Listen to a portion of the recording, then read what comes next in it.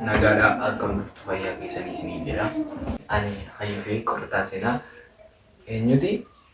Kaffaalee Badhaanee, nama sabaaf jiraatu, nama qaalii. Har'a mata dureen ittiin dhufe egaa hambaa seenaa jedha. Kaffaalee Badhaanee dur maalitti nyaataa ture? Maalitti dhugaa ture?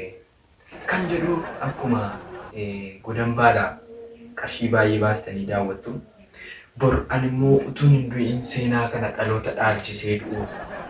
Kan warra kaanii ergaa isaan du'anii booddee barbaadama. Ani garuu dhalootatti kennee du'u jedhee yaadeetan waan tokko tokko qabadhee dhufee jira. Tole egaa kan inni irraa ka'u hayyuuf qorataa seenaa Kaffaalee Badhaanee akkamittiin dhalatan kan jedhuudhaa fi dhaloonni bara seenaa kun hin dhalanne jechuu dandeessu waan ta'eef kun ragaa dhalootaa kooti. Kun ragaa dhalootaa kan kooti.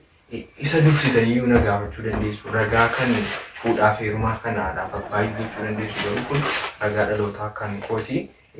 Namoonni baay'een argachuu dandeessu.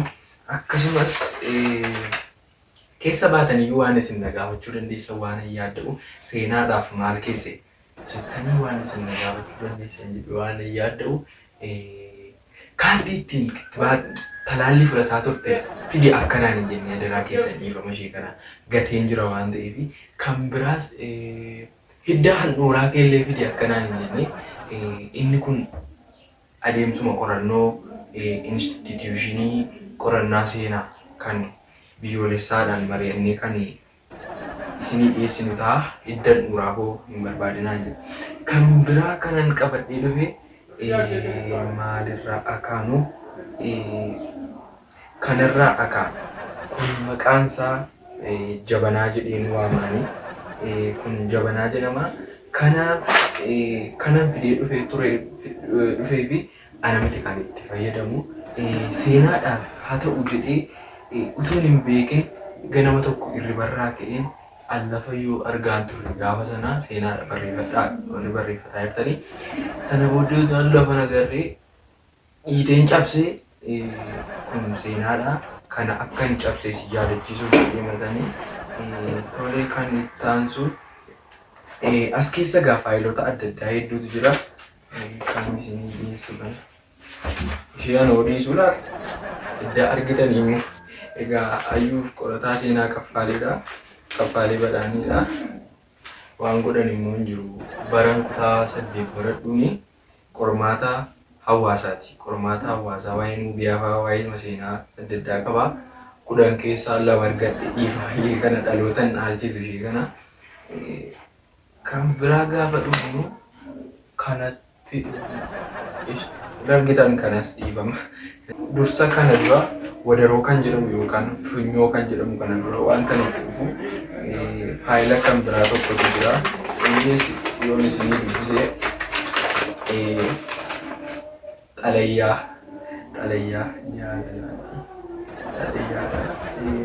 kun gurgurtoota hayyuu qorataa seenaa Kaffaalee Badhaanee qaqqabsiisaa ture keessaa tokko.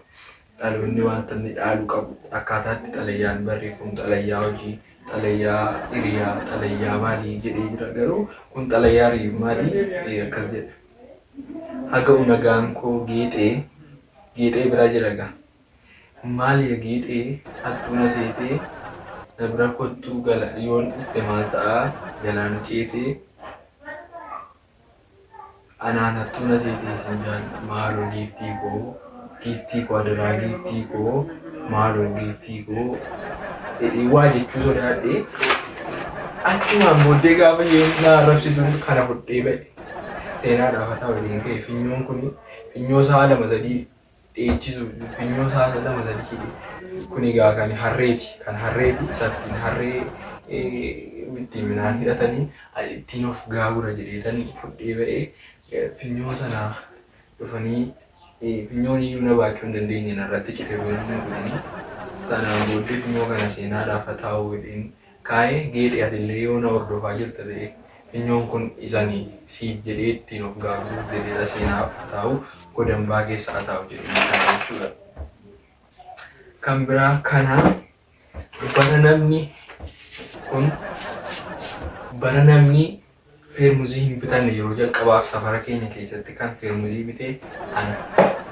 Yeroo jalqabaadhaaf kan feermuzii bite ana.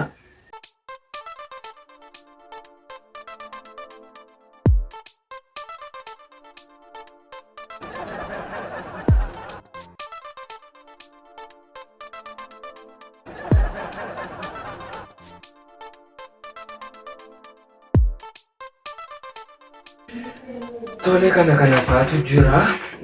Wantoota akka baay'eetu jira. Icciitii gadi diiguu qalbanii diiguun hin ta'u. Kanaaf guyyaa har'aa godambaa seenaa jedhee kanan qabadhee kanuma torbee viidiyoo biraatiin walitti deebinaa. Sabskiraaybii gochuun nu bukkee daawwadhaa. Galatoomaa.